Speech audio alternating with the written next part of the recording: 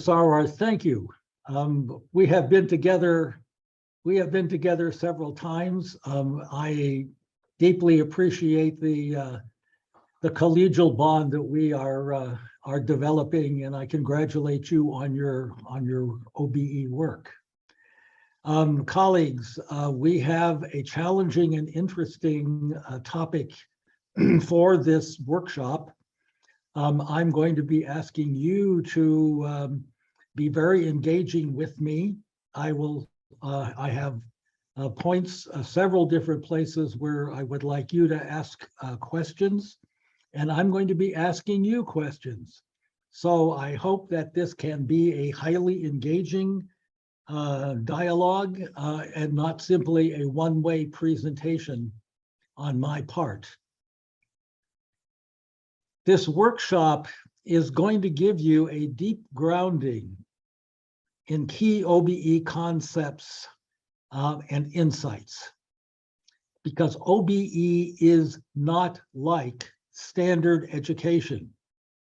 And I feel that the grounding of these key things, I hope they're not repetitious for too many of you, but a fundamental grounding is going to make the practical part of this much clearer. I'm going to give you, so here's the warning part of the program. I'm going to give you compelling examples of education's counterfeit numbers game and grading system. I really want to shift your perspective today on how we assess, how we grade, how we credential, how we keep records. And I hope to make a very compelling case that what we're doing right now is has much to be desired. Let's put it that way. Number three, I'm going to give clear explanations of what authentic outcomes and assessments are. So this is going to be positive, constructive guidance to you on doing this the way that we have been advocating and assisting people with over the last several decades. And finally, explicitly giving you advice about something we're calling criterion-defined assessments, criterion-defined record keeping, and criterion-defined credentialing. So there's a lot here for us. Not all of this is going to be conventional. You're going to be surprised a bit, but let's proceed with open minds and eager anticipation of what will unfold. Just one thing about introducing William Spady. Let's remember, I am a sociologist. And as a sociologist, I have been from the very beginning of my involvement in this with this concept, which took place 55 years ago, when I was introduced to the most formative ideas about OBE. As a sociologist, I took a very systemic organizational view of how this concept would work in the big system of education, okay? It became more and more and more practical and detailed, et cetera, as we proceeded, but I have never lost that big frame of reference, and that's what I will be sharing with you today. What I'm concerned with is a version of OBE that we've called transformational OBE. And you'll see where the break point is between conventional and transformational as I unfold these ideas. Please know I've been doing this forever, and I'm still learning. I'm still learning, I'm still growing, I'm getting ever greater insights from the work that people are doing and from the frameworks we have developed. And I constantly update my presentations and my work accordingly, and that's true for today as well. So here we go.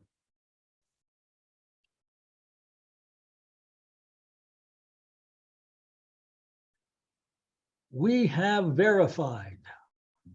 Okay, I have verified and we have verified. Education is caught in a time trap.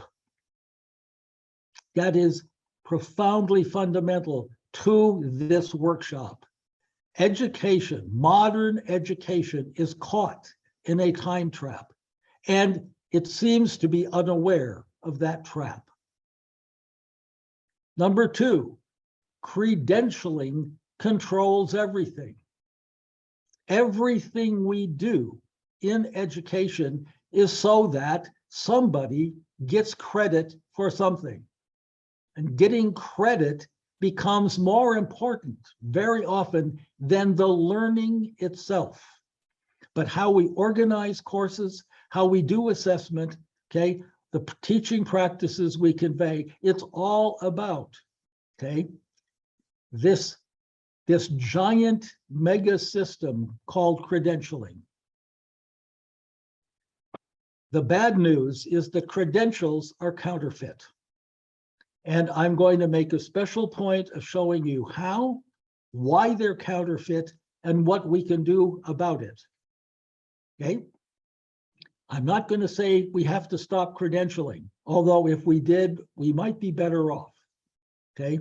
But the system we have now is not a sound and solid system, and together today we'll build one. The issues that I'll be addressing, and these three issues themselves are paradigmatic. That is, they involve a whole belief system, cultural system, way of operating, way of structuring the system that is beyond, that transcends the classroom and the lecture hall. So please know, when OBE began, it began with a classroom focus. And because it began with a classroom focus, okay, it missed these other three powerful factors. So I'm going to start with this big paradigmatic picture. Whoa, look at this. The credentialing system's components are made up of how we assess and the criteria we use, which are dependent on the substance we're teaching and the outcomes we have. Okay, included in all of that are the standard systems and grading that we do, which lead to transcripts and diplomas for students. And it's all governed by how we structure and use time and opportunity. So this is a very complex system, endless moving parts and factors. And I'm going to try to sort some of the key ones out for you and work with you to build, we say in the States, build a better mousetrap, okay? Build a better way of doing this that is really more consistent with the outcome-based work that, that we've been bringing to the world for these last several decades. So part one, a deep grounding in key OBE concepts and insights, okay? And notice the subtitle I've given this. So this is a new and weird word, from educentrism to success. Educentrism is a word I made up, okay? You won't find it in the dictionary. It has to do with the closed system way that modern education works. That system is not outcome-based, okay? We want to shift that system from being educentric to a system of success that really promotes success for students and for faculty and for the system as a whole. So in 1967, way back then, I was introduced to the work of Benjamin Bloom, whose ideas, not his taxonomies, but his ideas was about changing the system so there would be more learning success.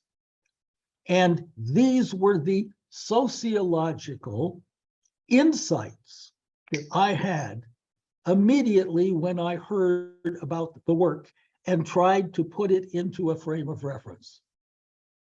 Number one, everything in education is defined by and operates within fixed time blocks. They can be very short time blocks, like class periods, and they can be very huge time blocks, like entire diploma programs and professional training programs. Multi-year time blocks down to minutes time blocks. All of them, okay? It operates around time blocks. Credentialing controls everything, not just drives instruction. It controls instruction, it drives instruction because the curriculum is organized in order to give people credits, okay? And the curriculum is organized around the time blocks and the credits. Third, I understood that opportunity for students, an opportunity to be called a successful student, ends when the time blocks end, okay? And when students get graded in those time blocks in ink for credit. So when the time blocks end, the big ones, the larger ones we call terms, ones we call semesters, ones we call school years, ones we call courses, when those time blocks end, students get graded in ink permanently, goes on their permanent record for whatever they've done during the time block. That's what they get credit for. It doesn't matter if they've learned more about it later. It doesn't matter if they've improved later, okay? Everything is focused on what happens in the time block. And from an outcome-based point of view, that has to change. So, education, it turns out, right now, our current system is a fixed time, limited opportunity system. Fixed time, limited opportunity, and I'll add vague and variable standards that's fundamentally organized. It may not intend that, okay? We may think it doesn't, but it is organized to label and sort and manage students. Who are the good achievers from the poor achievers? Who are the fast learners from the slow learners? Okay, and manage them accordingly with different programs and different subsequent opportunities.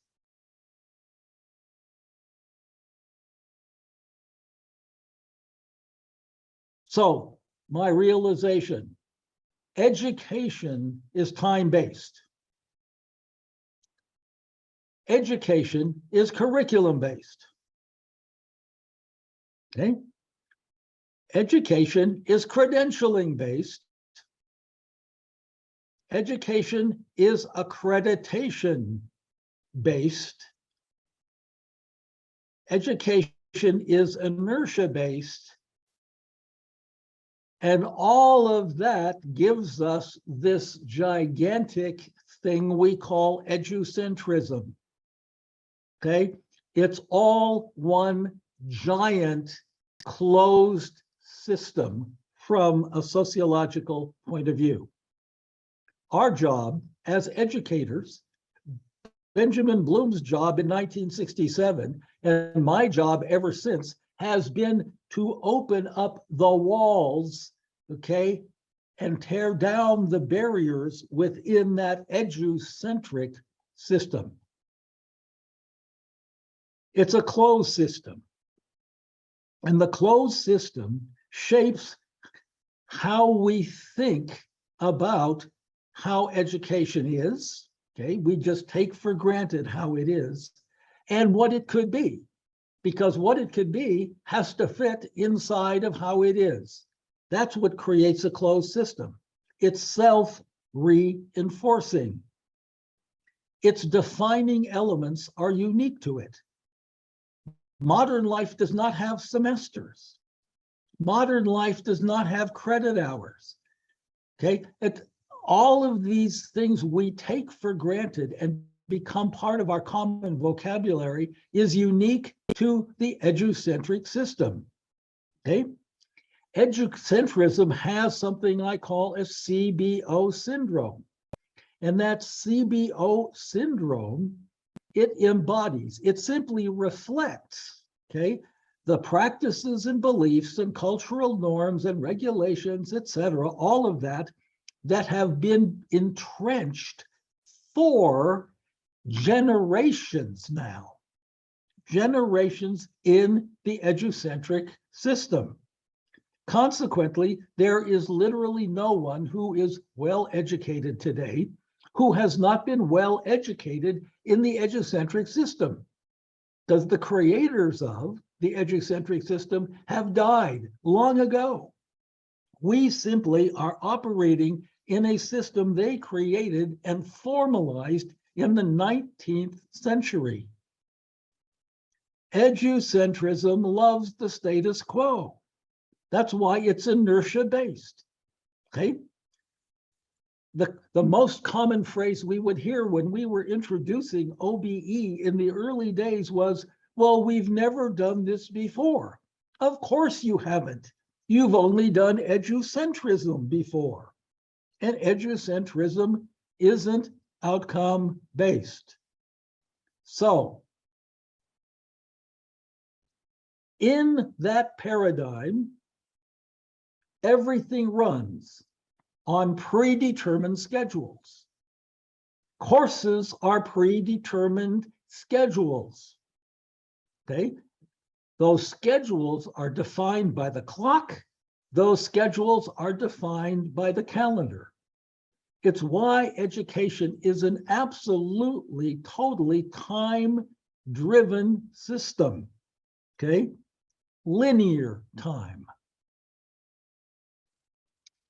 In the educentric system, okay, this wasn't the case, okay, always in education, but in the educentric system, about the only thing that seems to matter now is cognitive ability.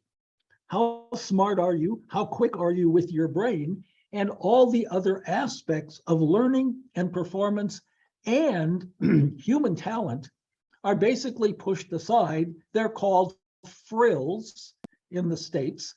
They're called unimportant.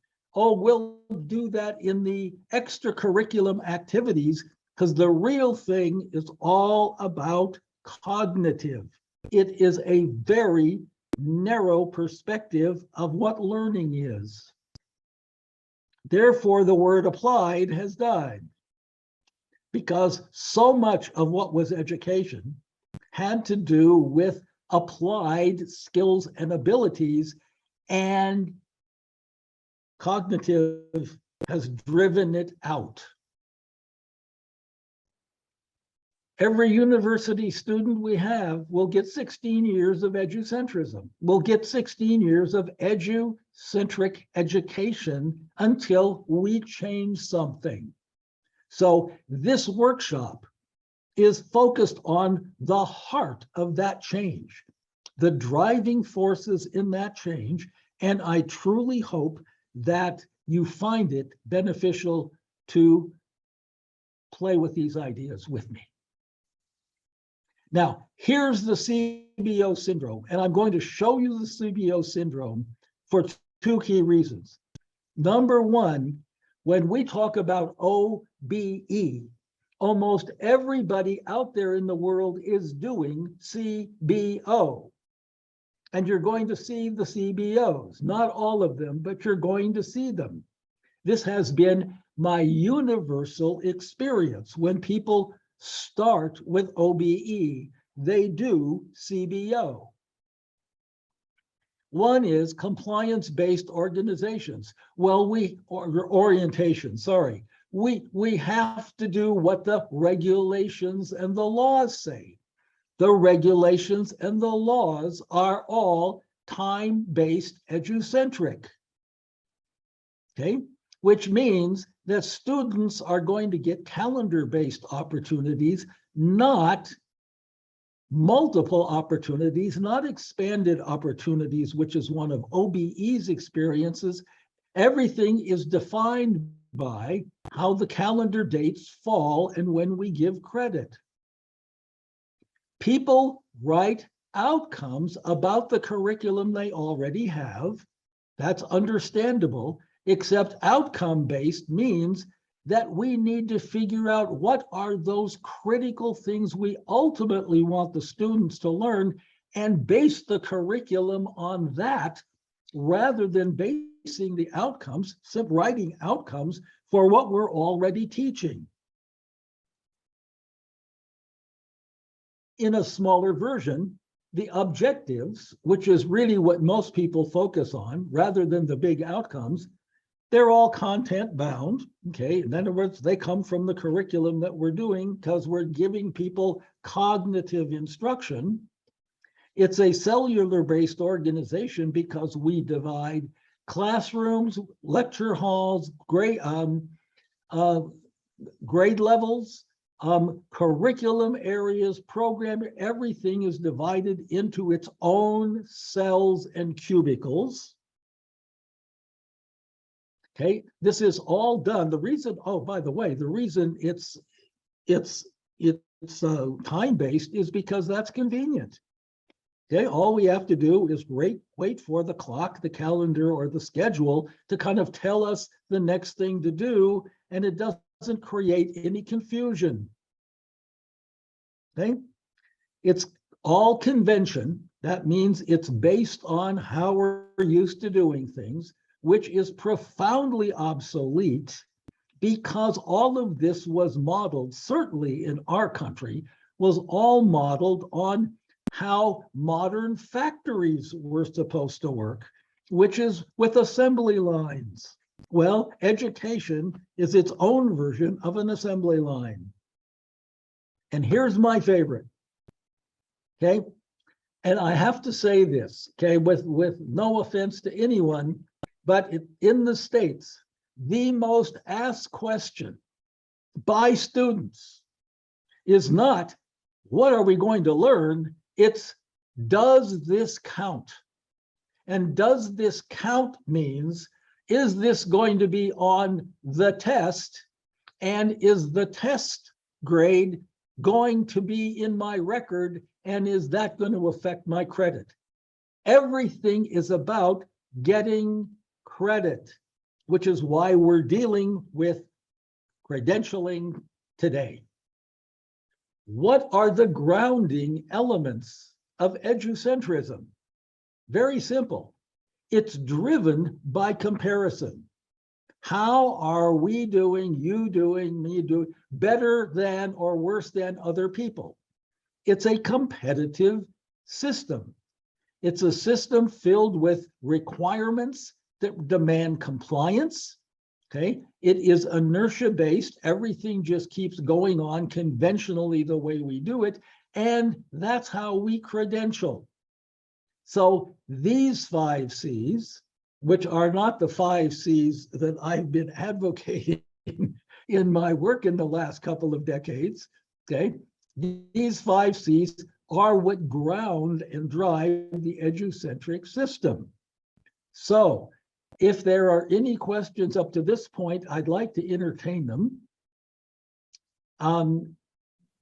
This is simply setting the stage for what's coming here now in the rest of the workshop. I don't foresee any questions over here.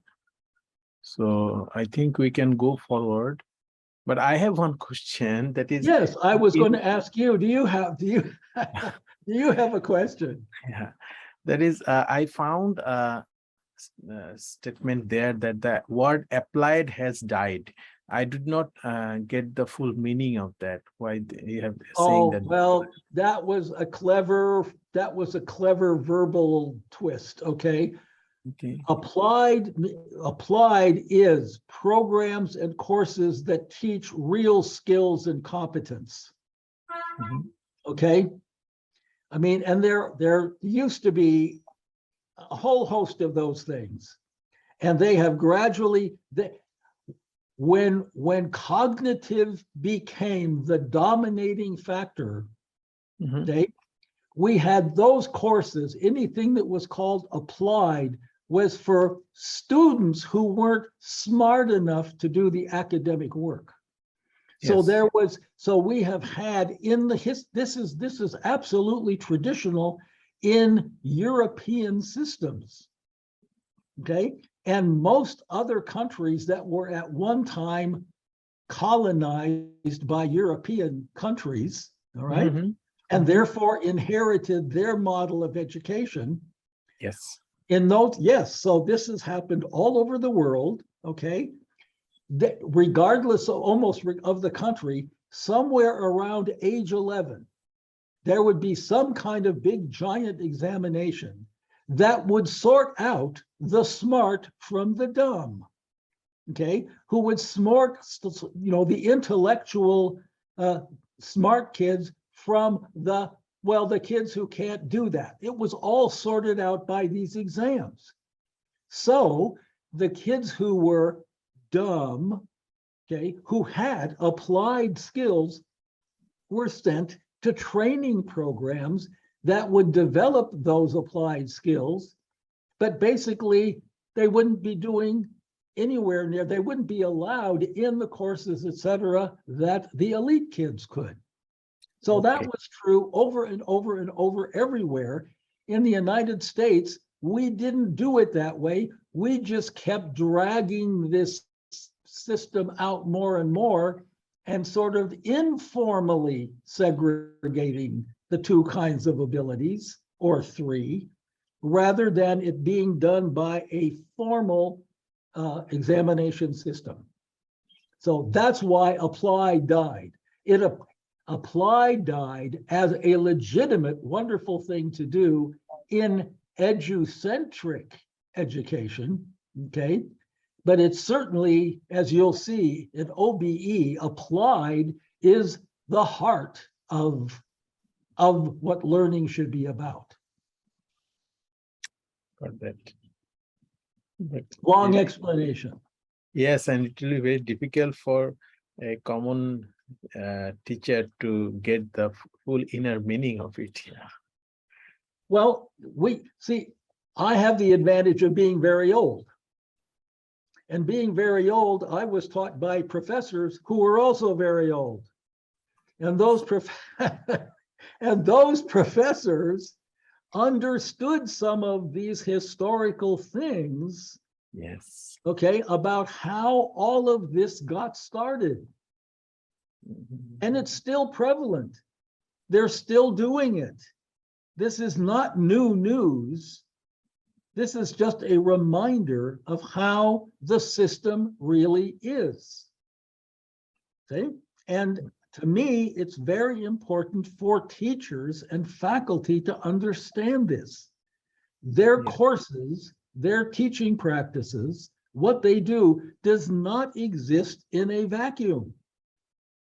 Okay? Mhm. It is very much defined by and controlled by this edu-centric inertia, these edu-centric structures. Yes. Somebody decided that education should be time-based. Mm. Okay, but today, anyone with a computer at home can learn a tremendous amount of things Yes. on no defined schedule. Yes. We have I think in your support, I would like to cite two examples, if you allow. Sure. Oh, One is like Nobel laureates, Nobel Prize. It hmm, is not time bound. Which stage, at which age one will get a Nobel Prize. It is not time bound. Is this success? And another success is like the bigger companies like Microsoft and Google. Those we call them, all of them are dropout students from good universities, but they became the leader of the that's right. yeah. We have a very clever saying over here in the States. Okay.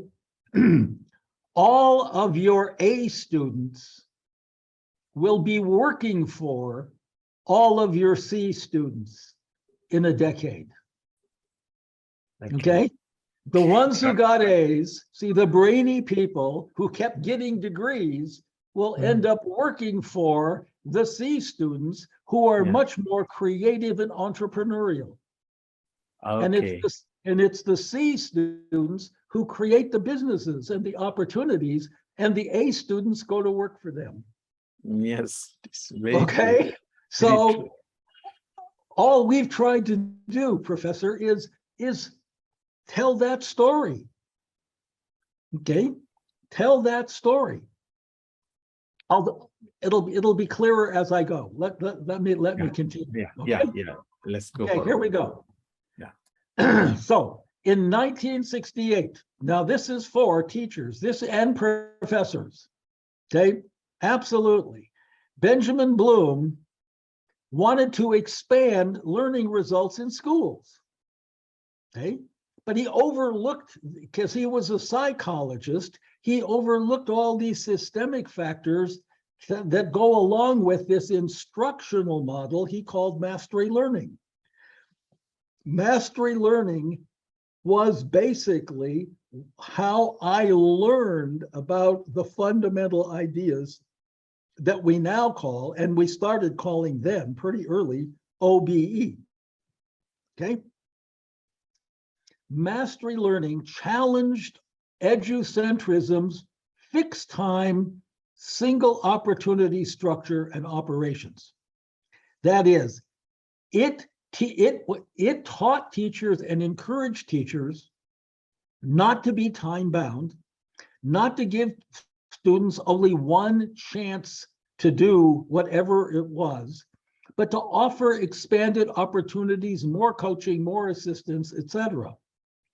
It improved classroom instruction because there was a method and a sequence and a process that teachers could follow. And most of them weren't following it.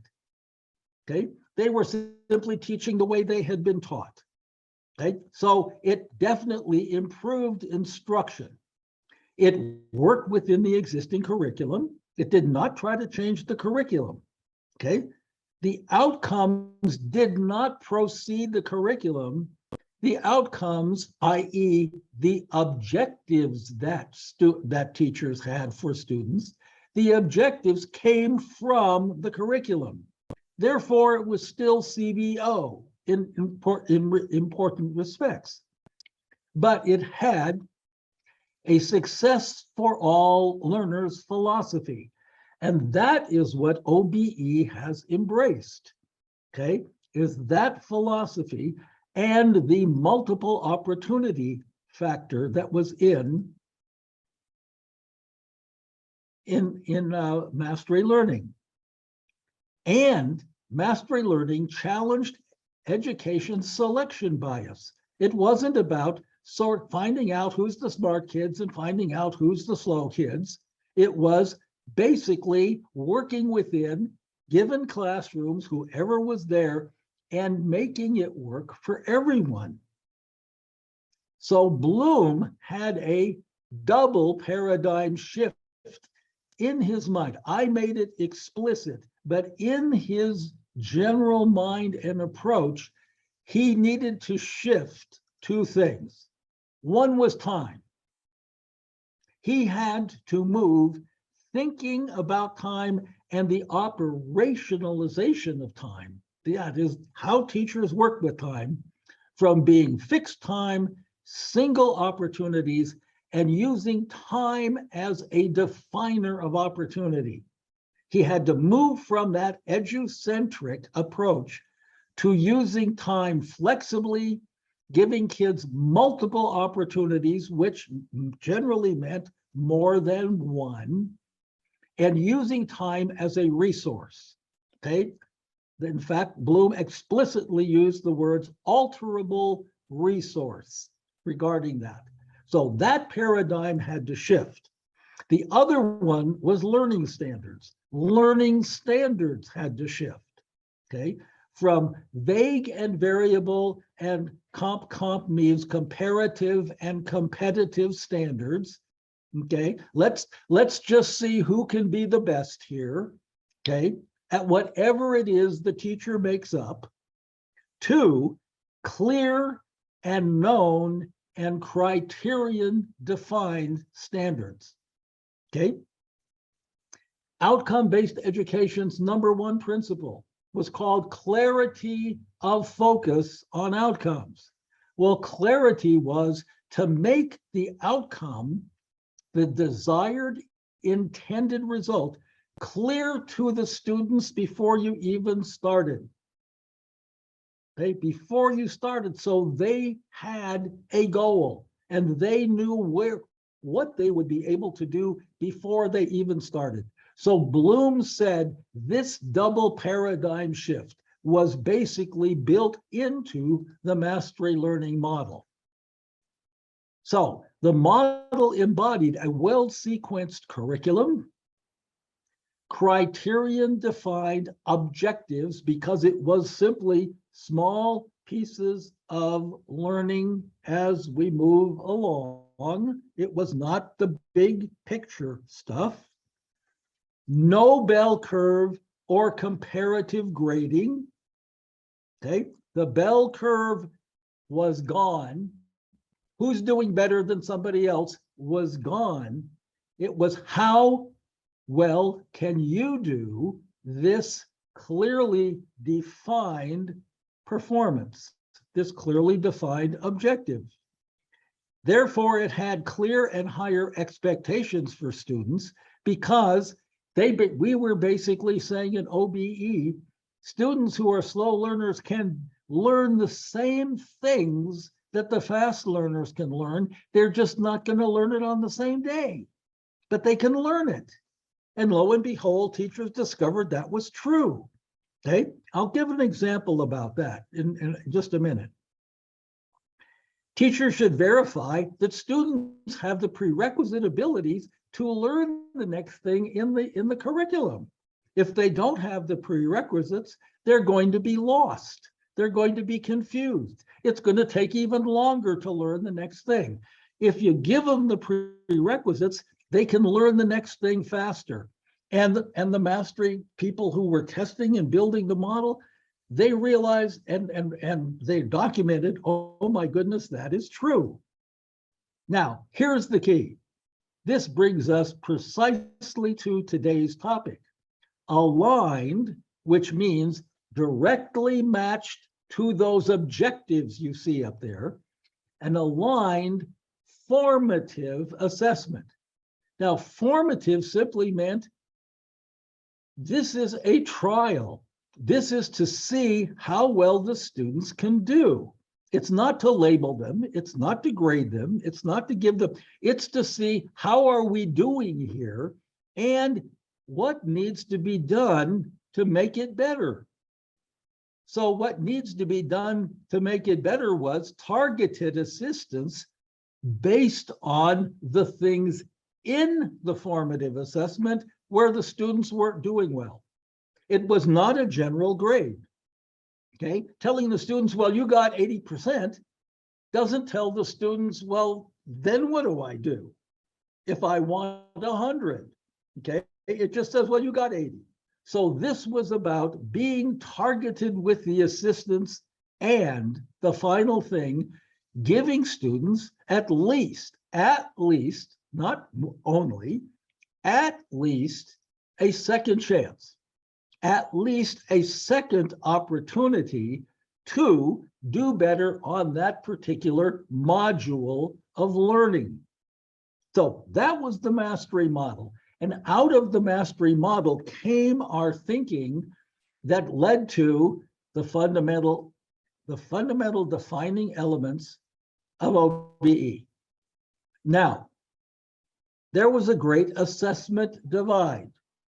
There was a divide between the people who only did and only thought about what Bloom called summative assessment, which is great, which is final assessments for final grading. They're permanent, they go in the record, etc. Formative assessment was to do the things in the mastery model. Criterion defined, it was substantive, it was not with numbers and scores. It was diagnostic, okay? How are they doing and what do we do about that? And it was provisional, okay? This is where the whole idea you see there on the bottom line here of it focused on supportive feedback and pencil grading. And I can remember going into a workshop with teachers that had been working with OBE for quite some time and walking into the auditorium, and there were all these teachers there, and they were all going like this. And the superintendent of schools who introduced me, he said, they're all waving pencils because they've learned, okay? Preliminary grading, diagnostic, okay? Don't grade in ink, grade in pencil, which means there's still an opportunity to improve. All of that we had to teach people, and all of that got introduced in their work. So what mastery learning and OBE did, because remember, we were literally a combination for almost 2 decades, we challenged educentrism's summative orientation, which was final, it was numeric, it was symbolic, it was comparative, it was competitive, it was time-based. We said, no, there's another way of doing it. Now, what summative assessment does, it aligns with accountability. It aligns with cumulative cognitive learning. We add up an average how the students have been doing. If you started slow, etc., you'll never catch up in a comparative grading system and an averaging system because you can't escape your mistakes, which we'll see in a little while. Okay, so these are the characteristics. The great divide, the assessment divide, is between a summative system that says this is permanent, this is final, this is time-based, versus a formative system that encourages keep improving, keep improving, keep improving. Now, out of all that work, out of all of that mastery work that Bloom was doing and all of the work that we were helping people do mastery in classrooms, etc., out of that came our 3, OBE's 3, I call them pro-success premises. All students can learn and succeed. Okay, yes, they can, but not on the same day. They're not all going to get there on the same day and not in the same way, which means that they have different learning styles, learning approaches. Some are much better with their hands. Some people are oral learners. Some people are visual learners. The students learn differently. So if you want them to be successful, you need to be able to teach in a variety of ways, not the standard lecture presentation way that so many of us had to learn at university. Second, learning success fosters more success. So start early, okay? Start creating successful learning experiences when students are young or early in a course, etc., and build from there. Build from there. Keep people on the success path. Number 3, schools control the conditions of success. That's why I got into OBE, because the system was controlling the conditions of success, and they were limiting, constraining conditions. Those conditions had to expand if we were going to expand, okay, our success with learners. It wasn't just the teachers have to teach better. The teachers are in a system that undermines successful teaching in many respects. So expanding the conditions of success was critical. So I can be very clear about this as I sequence this in. Therefore, OBE, I'm not talking about mastery learning now, but OBE was developed to transform and eliminate educentrism. Okay, OBE is non-educentric. Okay, number 2, OBE existed to expand the conditions of success. Now, I'm only going to go that far and tell a story. In 1980, Benjamin Bloom and I were on the stage as the featured speakers at a big national conference.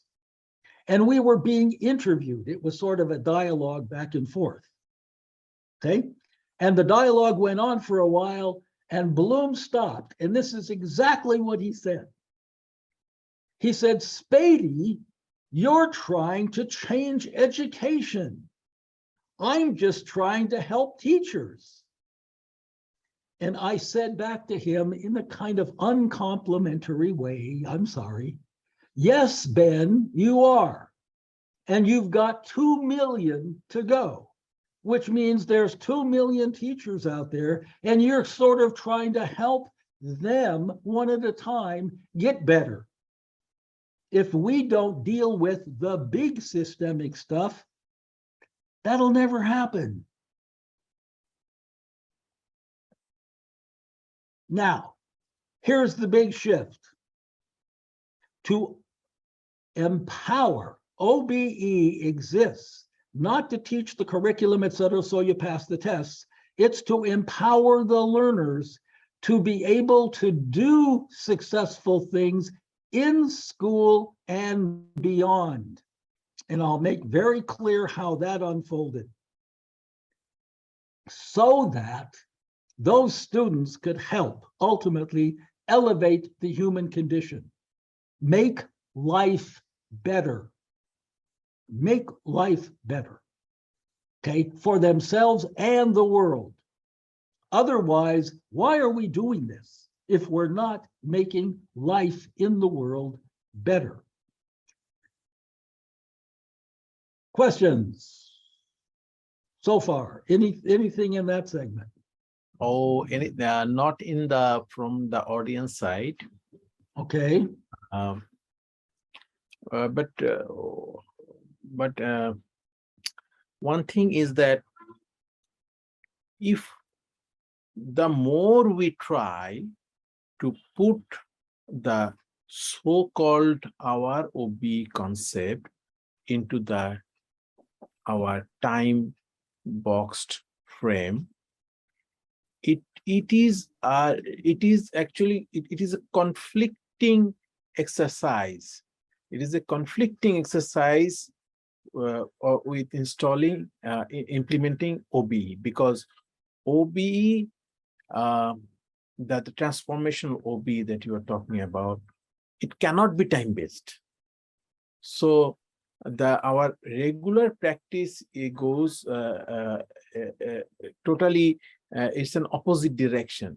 So if we correct, yeah, keep going. Yes. So this is a completely revolutionary concept to define the whole education system, whilst where there will be schools there will be learning, but it will not be the like time-based thing, but there will be a flow of giving and taking the knowledge and the practices.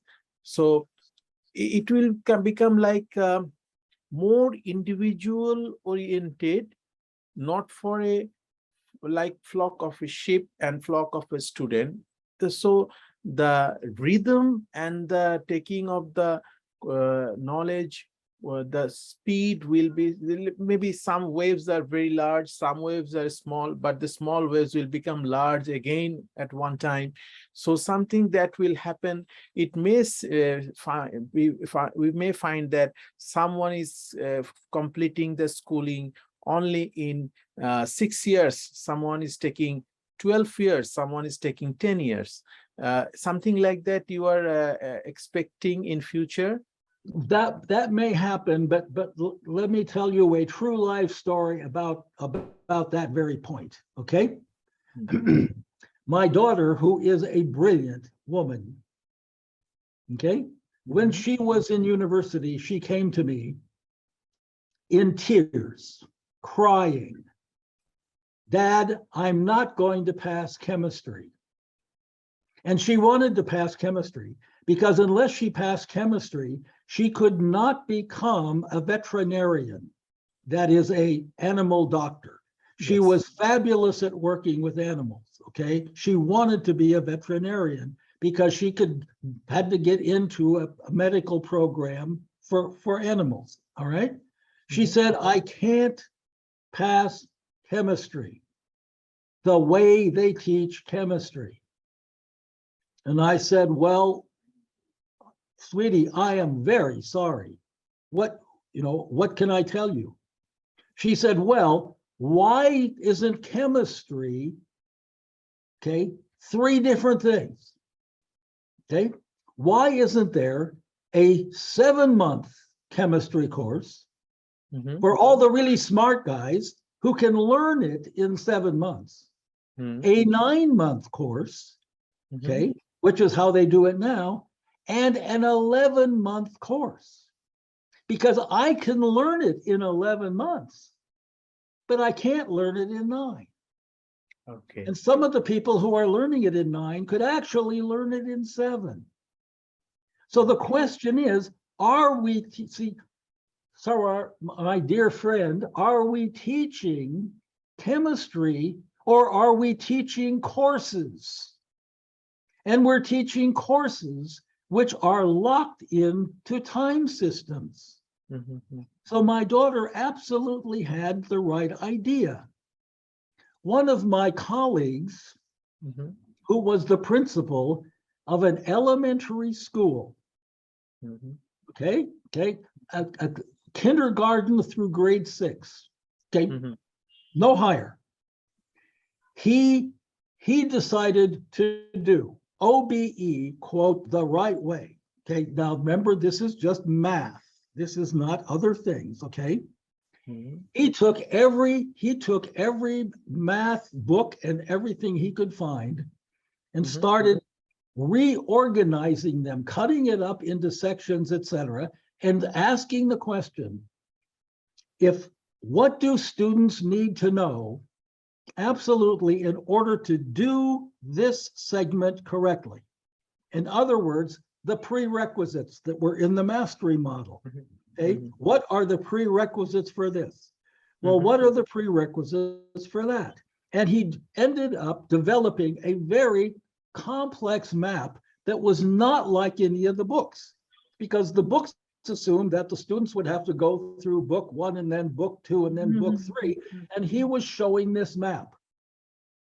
At the end of grade 6, he had students mastering Algebra 1 because of how efficient this was.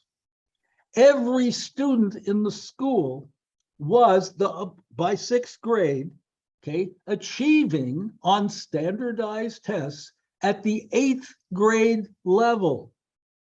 Wow. Every one of them, okay? Yeah.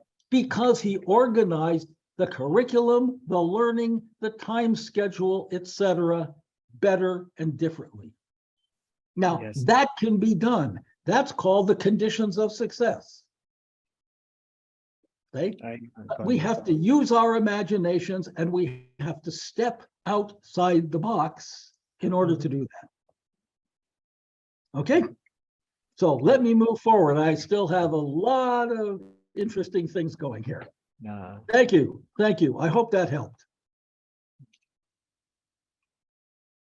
Part 2. Oh, we better get going. Okay.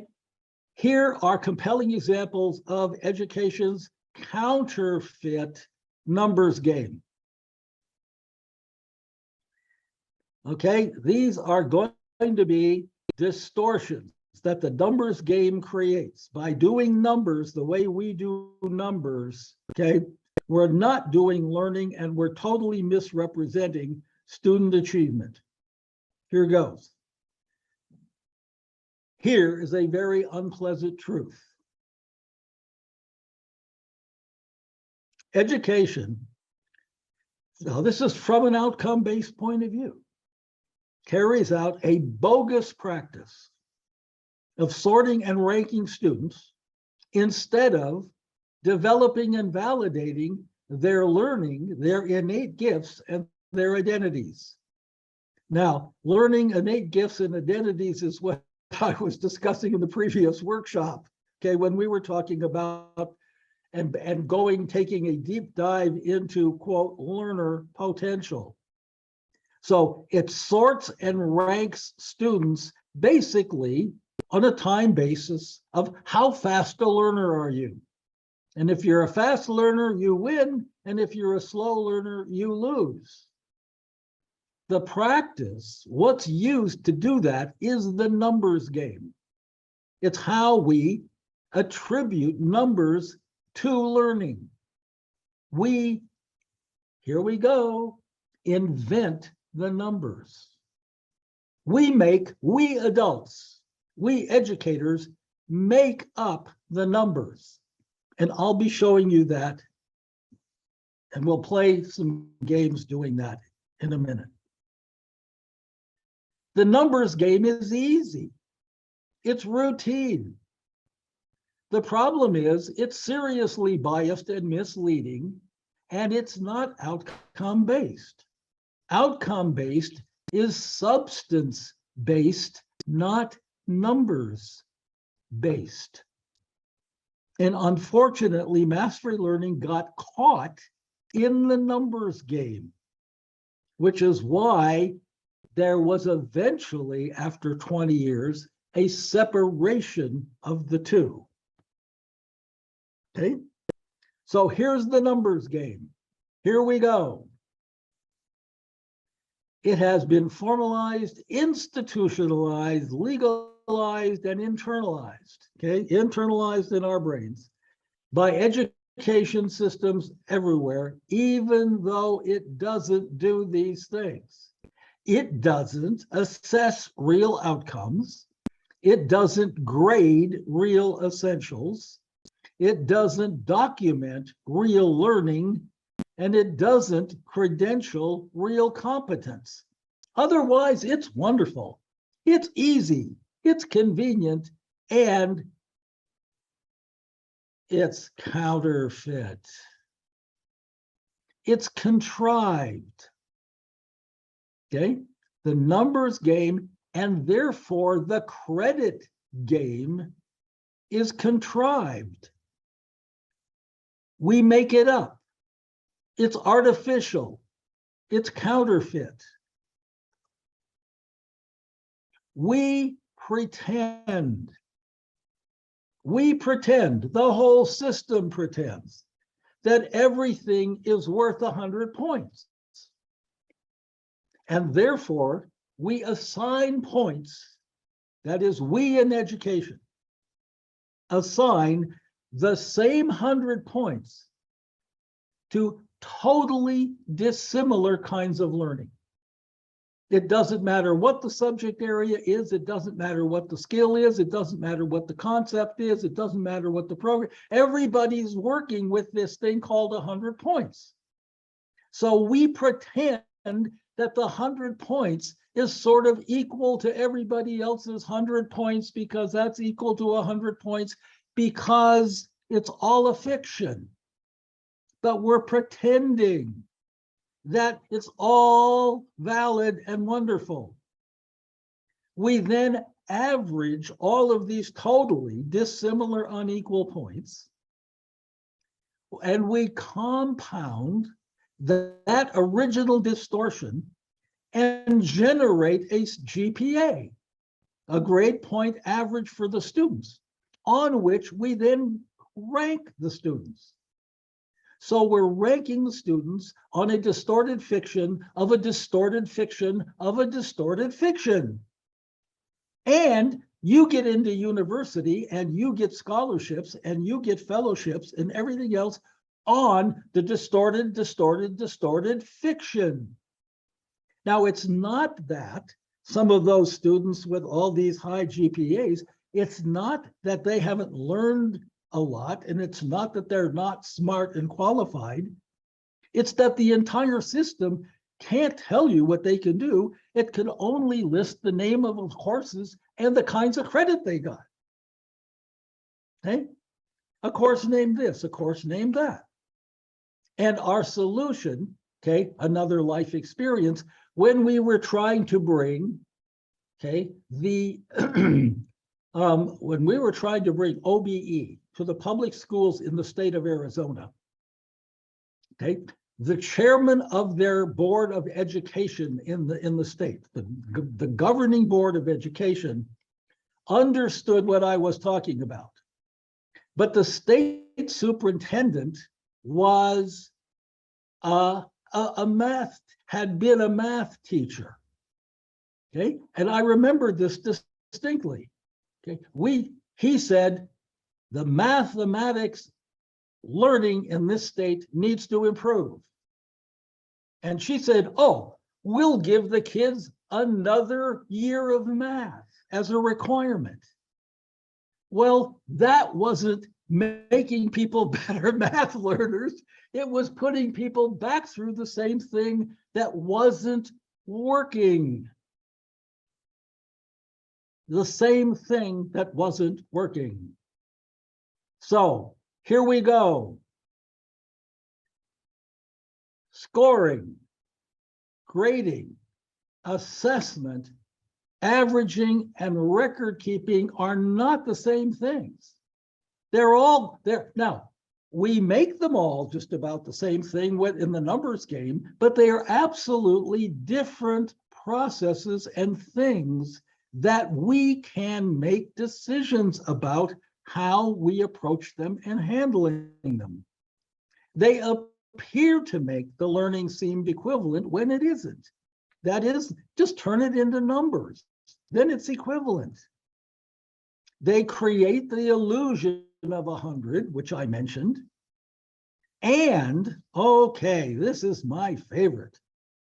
Averaging leads to permanent records because we add up and average everything that's been in ink. We have a permanent record of all the students' past mistakes. Okay, because when they started learning something, they couldn't do it as well as when they end up. Consequently, we keep averaging your mistakes in with your improvements. And therefore, we never ultimately see the improvement. We see the accumulation of all the things, including the mistakes and the improvements. Now, I wrote a book in 2001. It's called Beyond Counterfeit Reforms. And I was just furious at the way this whole testing and everything was going in the United States, and that it was called reform. And it was absolutely counterfeit. And I wrote a chapter in that book, okay, with an example that here's a student who starts the year with 100%. Okay, he's got a good, strong background, et cetera, and he gets 100%. And here's a student who starts and this is new, and he gets 50%. Okay, Well, the teachers help this kid and help him and help him and help him. In the meantime, this guy keeps getting 100%. Okay, 100%. Pretty soon at the end of the semester, this kid is at a much higher level, okay, than when he started, but we're going to average all his grades. So his average grade is really there. It's not there, it's there. Now, he's continuing to improve from there, and by the end of the year, both of these kids get 100. Now, this kid up here, his score is 100. This kid who started at 50, his score is 75. And then my question always to audiences was, who learned the most? He learned the most. He already knew a lot of the stuff and kept getting hundreds. And this kid learned the most and got the lowest grade. Okay, that's what you can do with the numbers game. Now there's more, but any questions yet? No more questions here. All right, see you shaking your head, yes, up and down, okay? No, because I was thinking like, you see, for scientists, if they fail, or an entrepreneur, if they fail, they call that event a learning event. Through failing, they call that learning. Absolutely. It didn't work. So Yeah. let's see what does work. Yeah. Exactly. It doesn't mean, well, it didn't work, so we're going to send you to jail or anything like that. It didn't work. Yes. Now, what we want to build in students is the resiliency that when they don't do well, they'll come back and keep trying and bring it up to where they want it to be. That's the point of this. It's to build that very resiliency. Keep trying, keep getting better. Okay, let me continue, please. So here's Spady's law of averaging. Now, I basically explained one of the dreadful ways that can happen, but here are my laws of averaging, okay? You might want to take notes. Never make mistakes, ever, because they will always be held against you in an averaging system. You can't escape your mistakes. They're always going to be dragged along and averaged with everything else you do, including all of the good stuff and the wonderful achievements.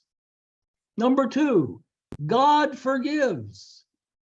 GPAs don't. GPAs are in ink. You will be ranked based on your imperfections, because the only people who are at the top of the ranking are people who are perfect at doing the numbers game.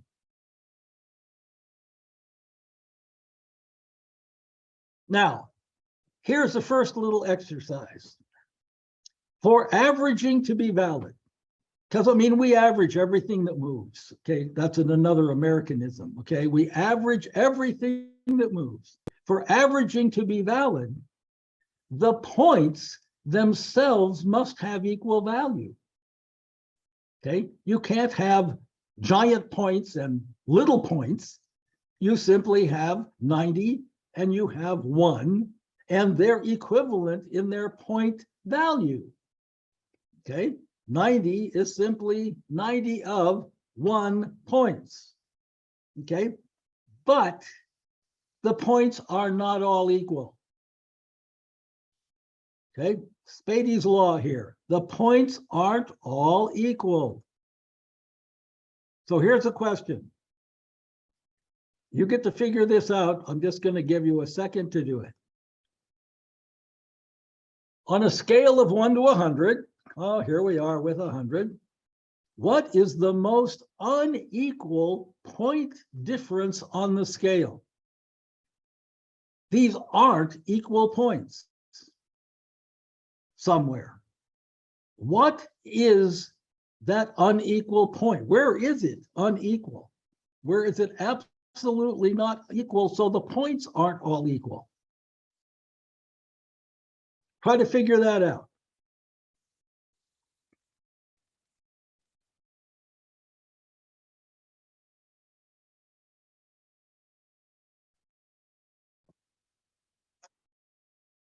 Okay, here we go. Consider this. To students, the point between pass and fail is about 1,000,000 points wide. It's not 1 point wide.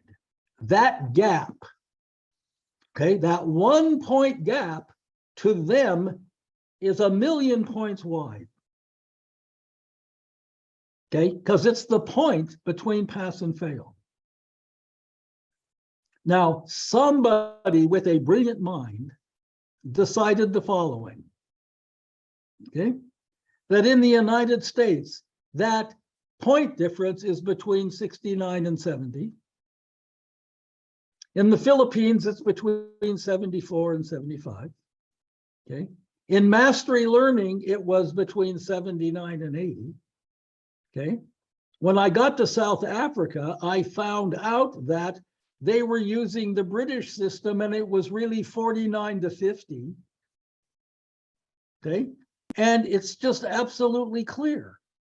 We're making it up. There is no point of pass and failure because it just depends what country you go to, what institution you go to, etc. All right. So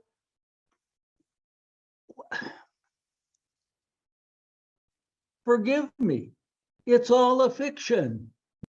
But we've been doing it for so long, we believe it has credibility and merit. And just to be scientific and precise, we compute GPAs to the third decimal point just to make the ranking more precise. And the GPA is made up of who knows what. The GPA is the accumulated average of all the mistakes you've ever made during university or during high school. Okay, because you can't get rid of them. The only GPA that is wonderful is the one where nobody has made any mistakes. So there's nothing that's going to get averaged. Now, that raises just enormous moral issues for me, etc. But I'll give you one more. Worst of all, if they only give you this much space to record a student's learning, they don't want to know much. They don't want to know about the learning. They want to know the number. What number did you put in there? As if the number was the learning.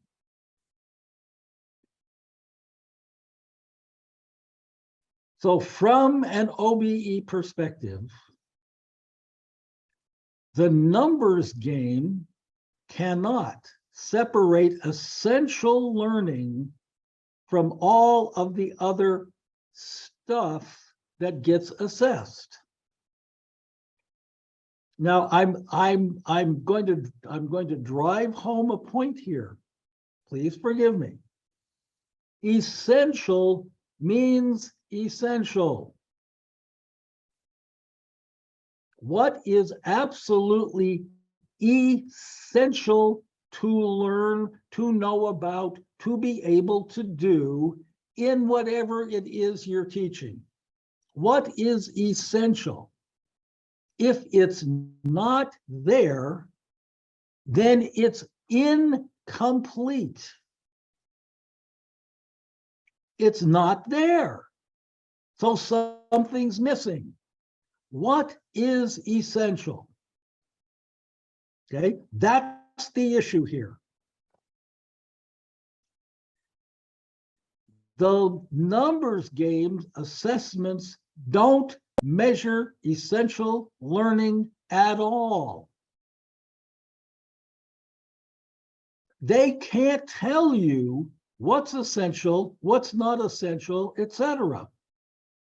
And we're going to do a little thing here, which all classrooms everywhere in the world do, okay, all the time, and that is we're going to take a test.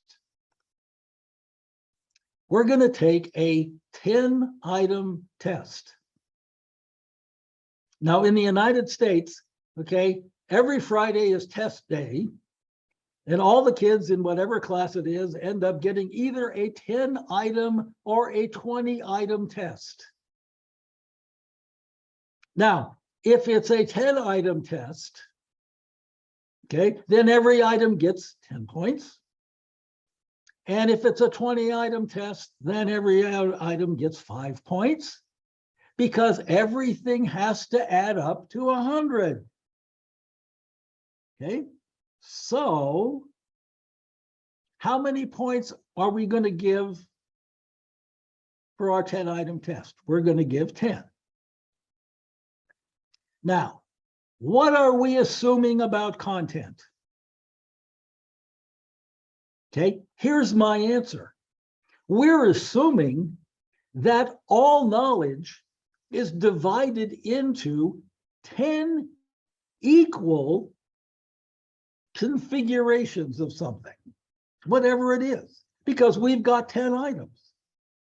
So all items, all knowledge seems to come either in 10s or in 20s, because that's how we test.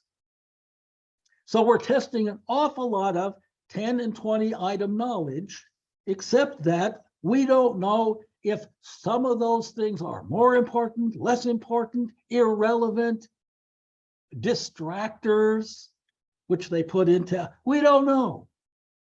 But we're assuming there's 10 of everything.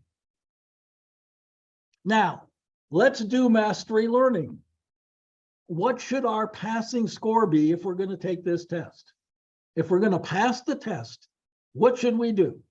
Now, in the States, it would have been 70 points, okay, but mastery learning said we're going to have higher expectations. We're going to have 80 to pass. Let's accept 80. This is not a trick. This is not a trick, okay? So our passing score is 80. Okay, now we can answer these questions. Which essential items must we get right? If this is a 10-item test of essential knowledge, if that's why we're testing, which items must we get right? That's the first question. And which items can we miss and still pass? Because our passing score is 80. So here we go, really fast. Take the test with me. Okay, this is not a trick. Here goes. In order to pass, must we get the first item right? The answer is no. We can get the first item wrong, lose 10 points, and we'll still pass. Okay. Must we get the second item right? Well, the answer is no. We'll lose 10 points, but we still pass because we get 80. Now, here's where things get interesting. Must we get the third item right? Now, I have done this with an audience as large as 600 people. And you should see the chaos that breaks out in the room, okay, when we get to question number 3. And all kinds of people and arguments and everything have, must they get the third item right? Okay, so I'll make it simple. The answer is no. but it all depends. It depends on how they did on the first two items. If they didn't get those right, they have to get this one right. But it all depends. So what about the fourth item? Do they have to get it right? Well, the answer is no, but it all depends on how they did on the first three items, and then maybe they do and maybe they don't. So usually when I'm about this far into it, the audience is they're starting to get what the picture is here. All right. So when we say, well, what about the fifth item? And what about the sixth item? And okay, well, then they start to see, no, but it all depends on how they do on the previous items. So when we get to the 10th item, it all depends on how they've done on the previous 9. So here's the conclusion. Here's the conclusion. I know it looks like a trick and it's a game of logic and all that stuff. That's not it. Major conclusions. No item is essential.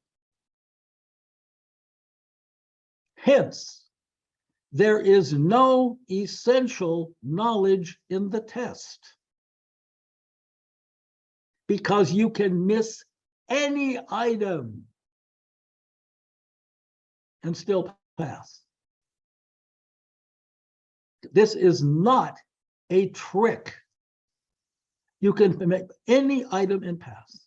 Number 2, and this is my favorite bullet of all time.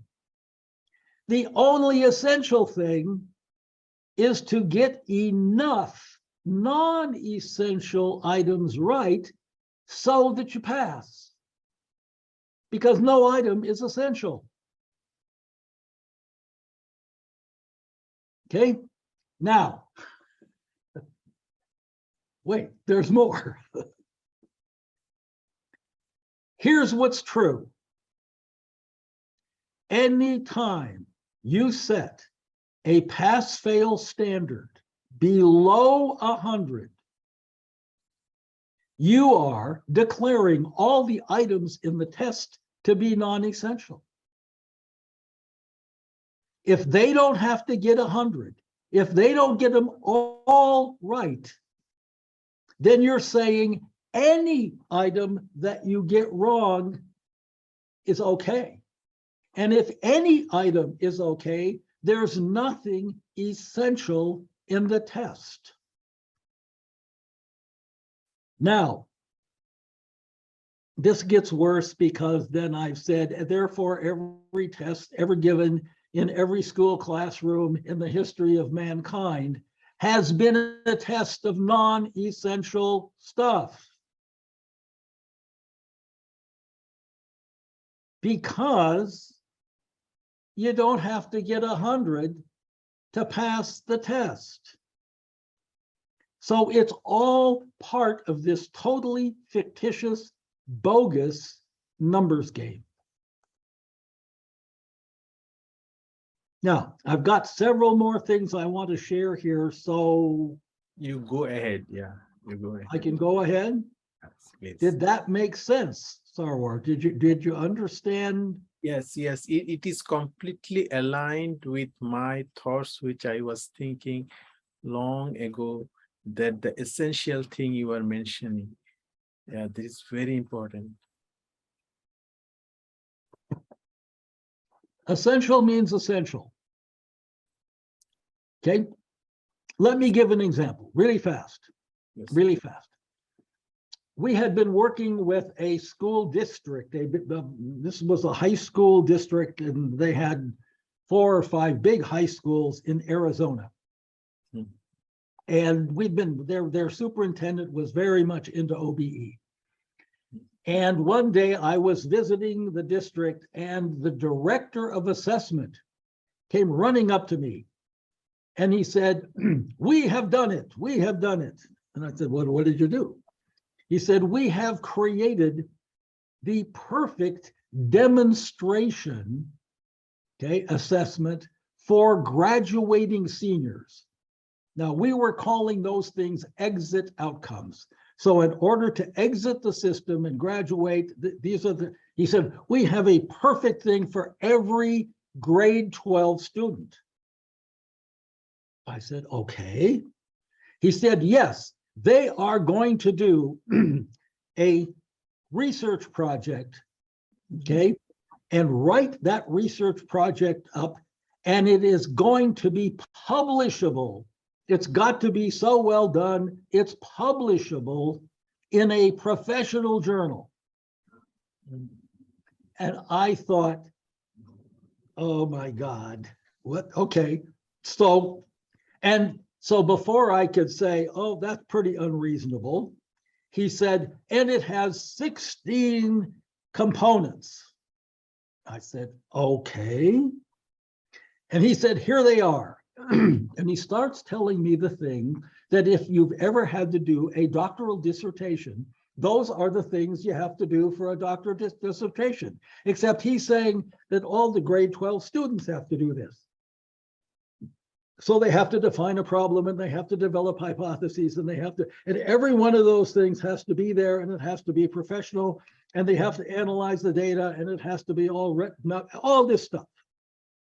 He said there are 16 things, and then he said, and we're going to give each one 6 points. And I said, okay. So let's pretend they've done all this stuff. But half of the words in this paper are misspelled. 6 points off. Oh, no, that would be terrible, he says. Okay, we couldn't publish that paper. And I said, I know, it wouldn't be publishable. I said, but don't worry about the spelling. Okay, let's just pretend that the data in the tables is wrong. 6 points off. Oh my gosh, no, that's not publishable. We can't do that.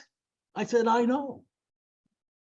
So I think what you're telling me is that you have 16 criteria that are essential. Therefore, every one of those criteria is worth 100 points. Because if you can't do it, it's not publishable. And he just went, oh. And the last I ever saw him, he was wandering down the hall in total, because they had created the perfect assessment for the perfect thing, etc. If it's essential, folks, it's worth 100 points. And don't do the points either. So here's the grim reality. But Prof, we have 30 minutes only, so Yep. Are you Here we okay go. with 30 Yep. minutes? Yeah. Here we go. Here's the grim reality.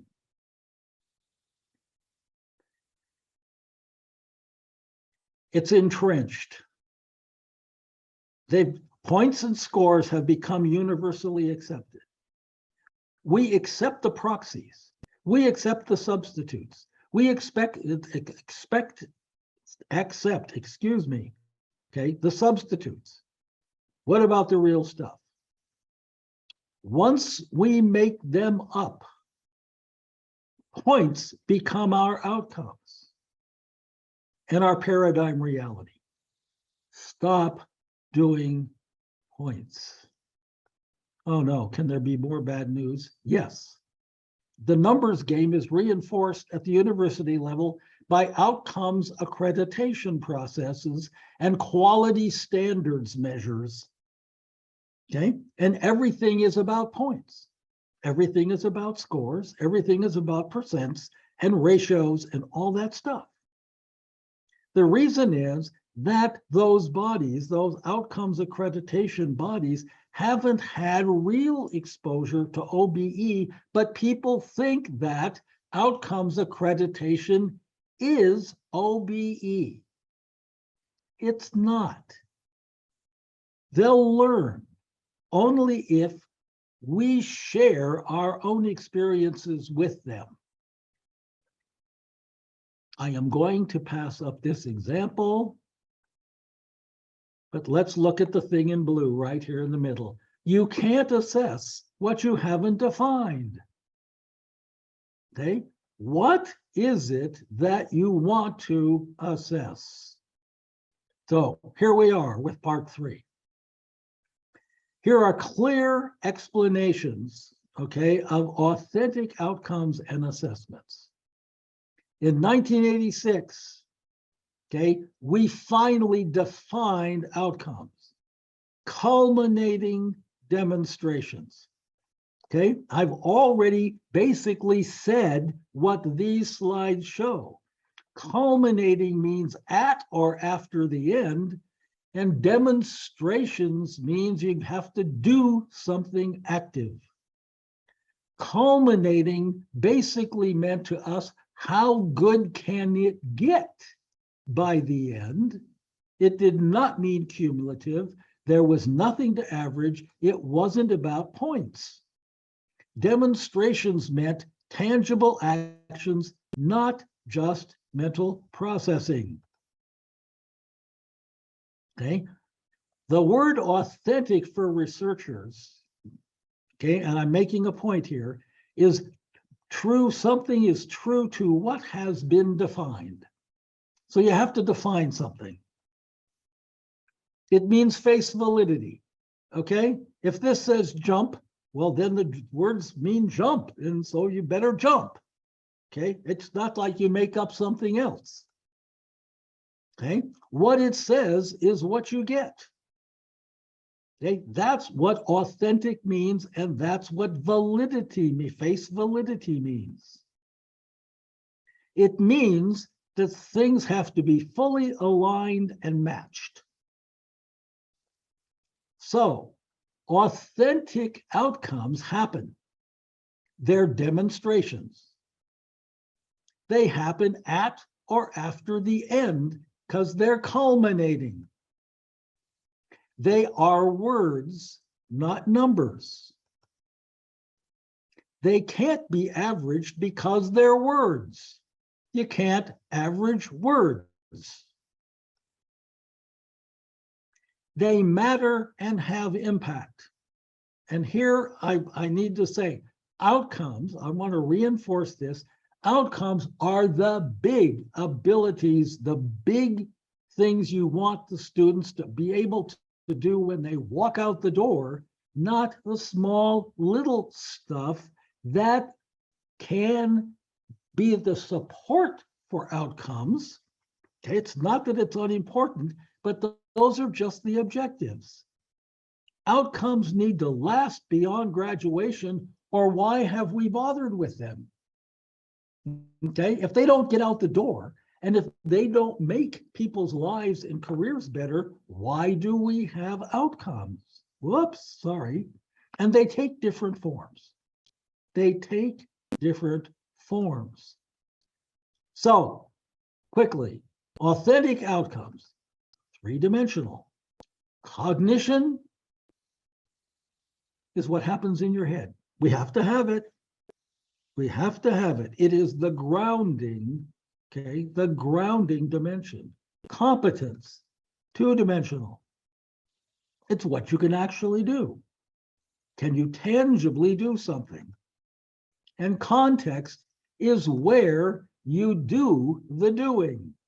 And contexts themselves. So this led to a new law of OBE here.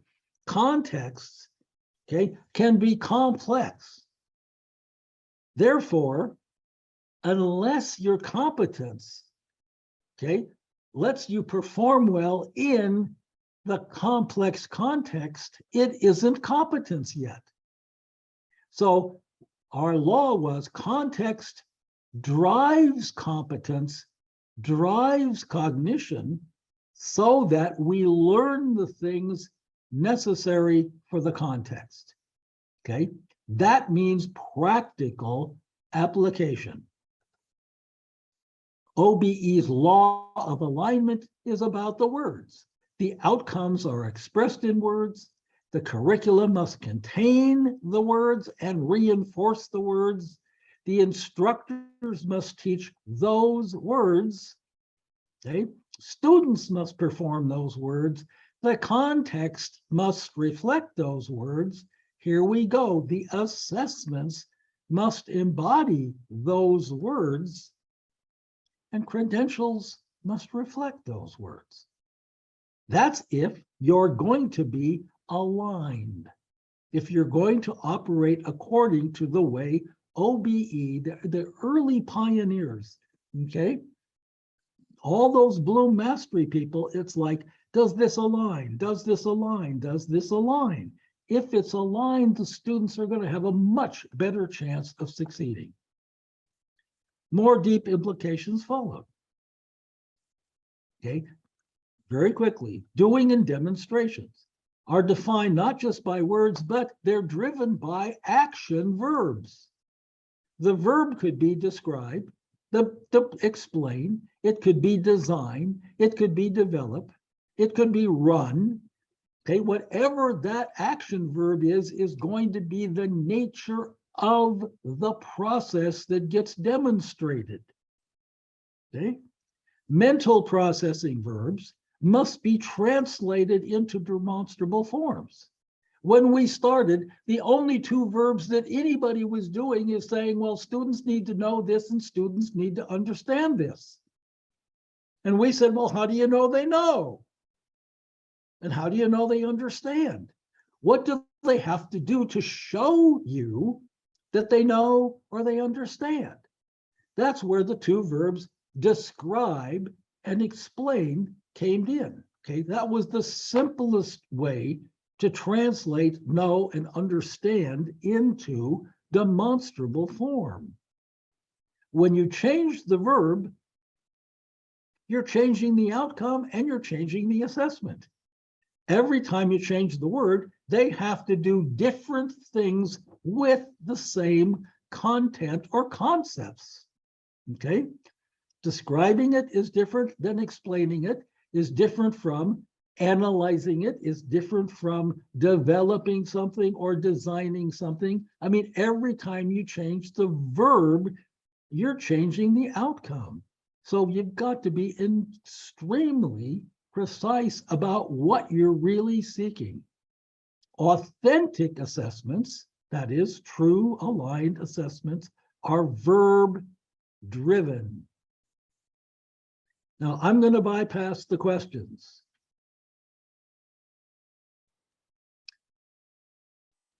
Our initial framework of forms basically said and showed us, oh my goodness, down here at the bottom of this, what's going to be a hierarchy or it's going to be a mountain, are the things we do in classrooms. They're discrete skills and they're structured tasks. And structured means assignments. We give them the task to do, and their job is to do the task. So we structure the task. But in the middle range of the forms are getting much bigger, they're getting more complex, are these things we call higher order competences and complex unstructured tasks, where the students or us as people, okay, we create the structure, we create the task. Nobody tells us what to do.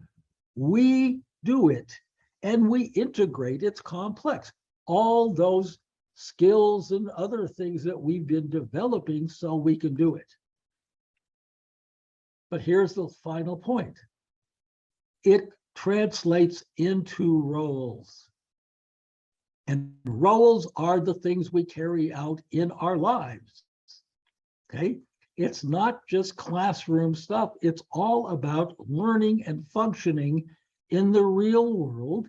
And I've given the names complex functional roles and life roles to that. Now, this role performance framework transformed OBE. And I'm not showing some of the other ones we developed. This was incredible, and this leads us right to the heart of the assessment and credentialing issues. Okay. 1991, a school district in the United States I was working with came up with a framework that nobody had ever seen before. Okay. I helped them do it, but it's like, I've never seen anything like this. All of a sudden, outcomes became about human beings. They weren't about just curriculum. They weren't just about skills and that sort of thing. It's like, oh, the real outcome is for people to be self-directed learners who will do the things that self-directed learners need to do. Now, that is in our next slide. Collaborative workers, people who can work in teams and work collaboratively with other people and get things more accomplished, better accomplished than they can do just by themselves. Complex thinkers who, community contributors who, and quality producers. Now, please understand, this is a new template, a new kind of framework. I'm not saying, and now everybody should do these 5 things. I'm saying this is a new way of framing outcomes. Suddenly, we were framing outcomes with, over there in the purple words, with qualitative attributes. That is, what kind of quality will the person bring to the role performance or the performance role that they will carry out? Now, we learn to do this in much more sophisticated ways, but this was the first basic one, and this changed everything. Within 3 weeks, I had school districts all across the United States wanting to do something like this. They said, this is our real purpose. It's not just teaching curriculum subjects. This is the real stuff. Absolutely true. This is when OBE really became criterion defined. That is substantive, because the question we asked after the who, how would you know a self-directed learner if you saw one? What does a self-directed learner do? Or a quality producer, or a complex thinker? What do they do? Well, the answer is here the attribute. The attribute is, let's say, self-directed, and the role performer is labeled. Well, a self-directed learner does this and does this and does this and does this, because that's the actual demonstration of this performance role. These, in effect, are the outcome competence demonstration statements. They do this and they do this and they do this and they do this. That is what you have to decide. What a quality producer is going to mean to you, what an anything, you define it. Okay, it doesn't have to be those 5 particular things at all. Okay, this is about a template. It's about the human beings we're sending out the door. This is a very exacting process. It takes a lot of thinking and skill to do it well. But these statements here are what we called the essential performance components, the EPCs, okay? The essential performance components that really define the outcome. That's what I'd like you to focus on. That's how you can assess students. That's how you can teach students. That's how you can build learning experiences for students. Have them do these kinds of things so they can be the kind of quality role performer you're seeking. Now, that framework revolutionized OBE because it was about human beings and functioning in life, not just content and skills. Okay? Those roles apply to learners of all ages. The day that that framework came together, we recognized that kindergarten students, 5 years old, could do those things the way 5-year-olds do them. They could be self-directed learners. They could be collaborative workers. They could be complex thinkers in the way they think, okay? They could be community contributors and they could be quality producers in a 5-year-old way. That framework, that template goes all the way from kindergarten to graduate school. It's a universal thing, and it's about relevant performance roles of people in life. Therefore, continuity, being able to do these things over and over and over and over again in more mature ways, and personal qualities matter in how you define your outcomes. Okay? So, essential performance components now defined learning and assessments. Okay? It's like they were substantive, they were criterion defined, and that was our standard. Okay? Regardless of grade level, regardless of curriculum, was it helping develop and develop and develop those components over time? I want to bring this to closure. I'm sorry, I'm going to skip the questions. So here's some clear advice.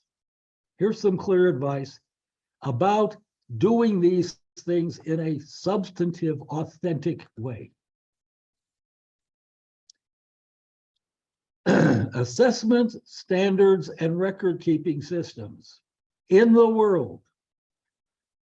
Deep philosophical debates over to, look at this, education's traditional emphasis on selecting, labeling, and rewarding the fastest, best prepared academic learners. That's the bias. That's the cultural norm. Of course, this is what universities and colleges and graduate programs should be doing. Finding the best students and training them. Yes, they should find good students and train them, but there's got to be more. OBE lies on the criterion-defined side of those standards rather than the comparative competitive side. Okay?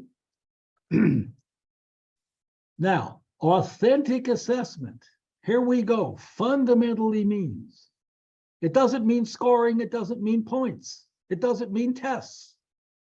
It means gather evidence that is carefully aligned with and directly reflects a defined performance criterion. In other words, gather evidence that tells you whether or not the student is doing, let's call it, one of those essential performance components that we just looked at.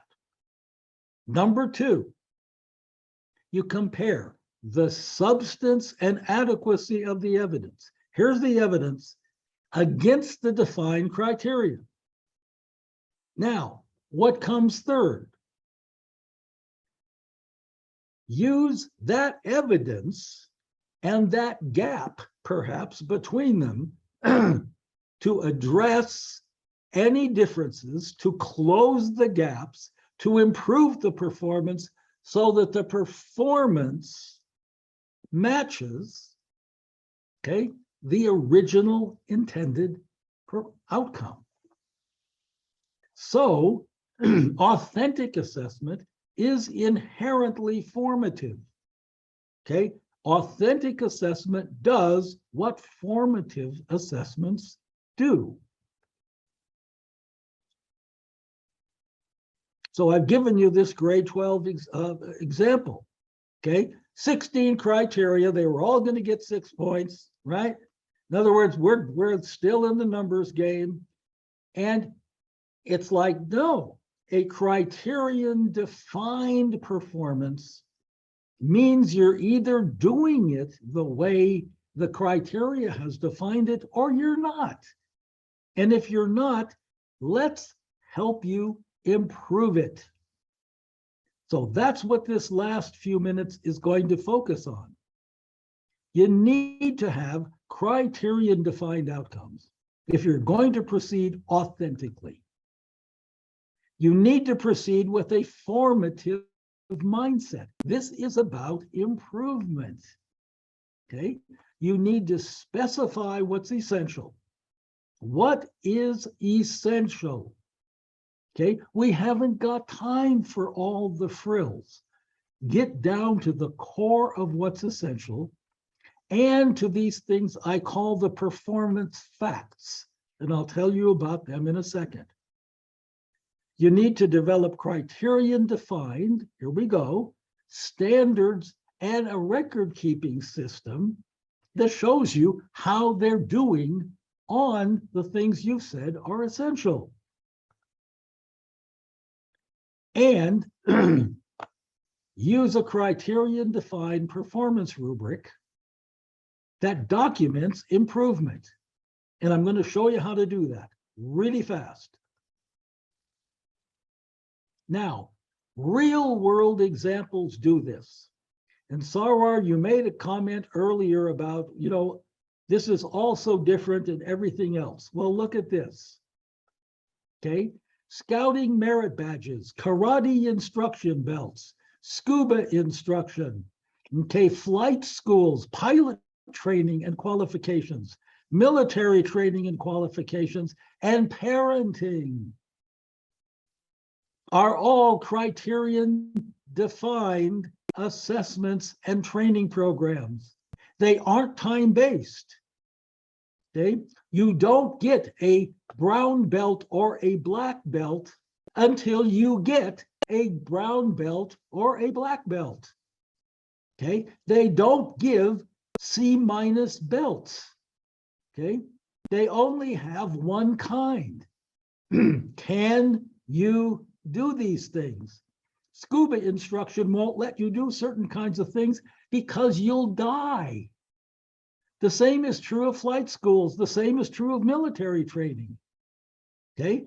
Criterion defined because until you can do it, you're not ready for the next step. So, what are these things called the facts? Well, I made this all up, except I didn't. Okay? They are 5 words, one of which starts with F, one of which starts with A, one of which with C, T, and S, okay, as my criteria words. And I was thinking, so you can see it can be any other words that really work for you, all right? But I was thinking of a musical performance because I'm a musician, okay? Well, you want that performance, that demonstration to be fluent. You want it to be accurate. You want it to be challenging, okay? You want the performance to be thorough. That is, the details, etc., are in there. And you want it to have style and something that really kind of captures you. Now, there are other F words and there are a number of these. If you don't like style, you still have FACT, which is very nice. And if you don't like fluency, you still have ACT, which is awfully nice. Okay, but the point is, these are the criteria we're going to put into a performance rubric. And the performance rubric, okay, the words I've got here, okay, we're going to put our fluency, accuracy, etc., words across in the columns. And we're going to have levels of, we're going to have to write words and statements that define what a professional level fluency would be like, what a competent fluency would be like, What an incomplete demonstration of fluency, etc. So we're going to have to write words that define the differences between these things. Now, if we did the standard way everybody learned to do rubrics, which was, well, we'll give 1 point to each of the 5 things in the bottom row, and we'll give 2 points to the things above, and we'll give 3 points to above there, and we'll give 4 points to above there, then the scoring range for, if you were going to score the rubric, the scoring range is going to be 5. That is, you get it 1 point for each of the 5 things, all the way up to 20. So the range is from 5 to 20 is the scoring range. Now, this is critical. If we do what people conventionally do and basically say, well, if they get to the competent level, they pass. Okay, it doesn't have to be professional level. But I'm applying this now to universities also, okay? If it gets to the competent level, they pass. Professional level, well, we really want that. So you have to make those decisions. But here's the point. Here's the point, because this matrix allows us to do all those things. So I'm going to flip back and forth. Don't score the rubric. That's not the purpose of it. Use your criteria instead. Okay? There are, okay, the range is 5 to 20. There are 5 ways to get 19. Okay? Now, 19 would give you a very high grade if we were going to score the rubric. I mean, you got 19 out of 20. That's wonderful. But here's the problem. One more step and we're into trouble. There are 15 different ways to get a score of 18 on this rubric. And an 18 would give you a high grade. Okay, 18 out of 20, wow, that's still a high grade. But 5 of those 15 ways, a third of them reflect an inadequate facts criterion learning level. What do I mean by that? Okay, it means that in 5 cases, now this would be unusual maybe, but in 5 cases, you could have 4 things up there in the top row, okay? And you could have, I mean, you could have any one of the 5, but 4 things there, and you could have something that is an incomplete demonstration down below and still get 18 points. So you have not met the competent level on one of those. Therefore, the bottom line, like everything here, focus on the specific content. What's the thing that's going to bring that incomplete one up to competent? What's going to help the competence become more professional? So you have here an improvement matrix. And all you'd have to do is any number of things, but color in first assessment, this is how they did. So how they did on the first one, we're going to color green. And then on the second assessment, but they're going to, okay, we'll color it blue because they're improving in this and this and this. And the next one we'll color it orange, etc. And we'll finally fill in. I mean, the point is you can be showing progress as it goes throughout here and never score and get into the numbers game about this kind of substance. So don't score the rubric, etc., etc.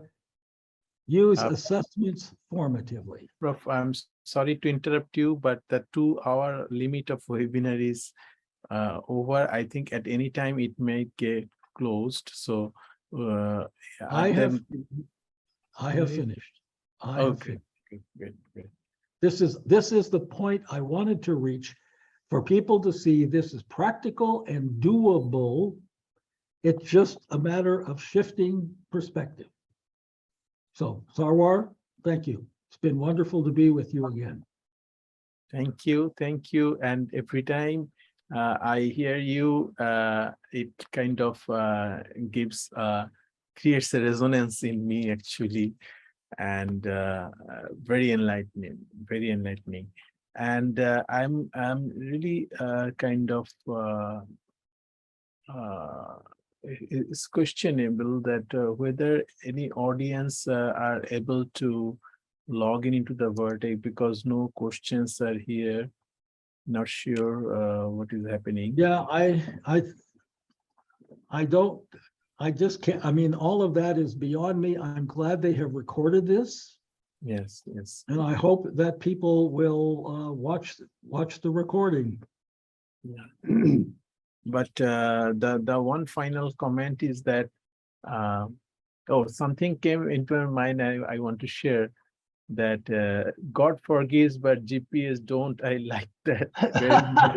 And I'll mention it many times in future for sure, and mentioning you as well.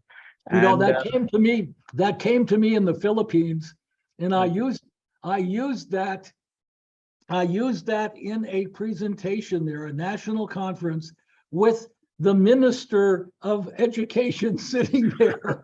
okay. Okay. And listen, as I was listening to you, another conflict came into my mind, that you told that if you don't mistake, you get the highest GPA. And we all know that if you don't mistake, you don't learn. We know That's that. for sure. Yes, these That's are for two. sure.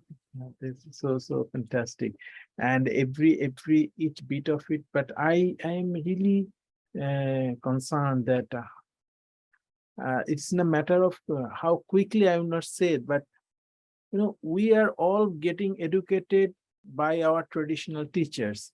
So basically, the whole bit, the huge level of revolution, when it is going to come, is very really questionable. But And I that, think it will well, happen. and so the question you should be asking is, who in my country, who among us, okay, what team, what collective of people is going to drive this revolution forward? Yeah. Because if people don't do that, okay, the inertia will just continue to persist and persist, and nothing will change. Yes, yes, yes. It needs a revolution. It's not just it cannot be done gradually, actually. I believe now. So thank you, Prof, and thank you that you are already very tired by delivering one workshop, and again you did the second one. And thank you for being again so nice with your fantastic presentation. Actually, very simple presentation, but everything in very deep words within there. So thank you, Professor Bill Spady, and thank you, audiences, if there are any audiences. But I believe it will be available in a recorded format in Vertex, and we'll be able to hear these speeches once again. Okay. So thank you. I think we should conclude this session at this moment. Okay. Thank you very much.